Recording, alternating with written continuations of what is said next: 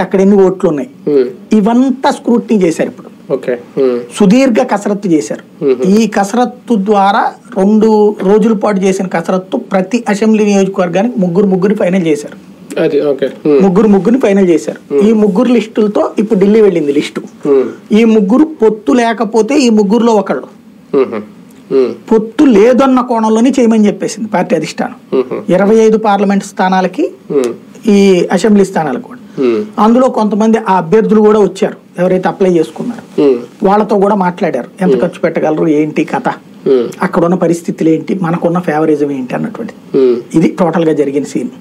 అంటే సింగిల్ కి వెళ్ళడానికి ప్రిపేర్ అయిపోతుంది రాష్ట్ర నాయకత్వం అనుకోవాలా, లేదంటే కేంద్రం కూడా ఆ ప్రిపరేషన్ చెప్పింది అంటే కేంద్రానికి కూడా బ్రెయిన్ లో పొత్తు ఉద్దేశం లేదనుకోవాలి. మైండ్ గేమ్ అంటున్నా కదా, చంద్రబాబు నాయుడు తొందరగా సీట్లు అనౌన్స్ చేయడం ద్వారా తొందరగా తేల్చుకోమని బీజేపీకి చెప్పారు.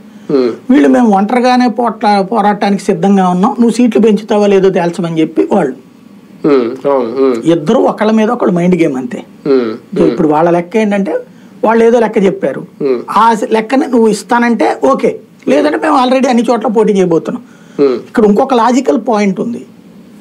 తెలుగుదేశంతో పొత్తు వల్ల వీళ్ళు చెప్పినట్టు 4 ఇస్తే ఇక్కడ నష్టం కాదు, దానికి జాతీయ పార్టీకి ఒక పెద్ద నష్టం.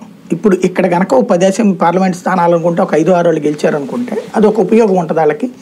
అంటే ఒక రకంగా చెప్పాలంటే దాన్ని ఏమంటామంటే ఎక్సైటింగ్ ఆఫర్ ఇస్తే ఓకే బీజేపీ.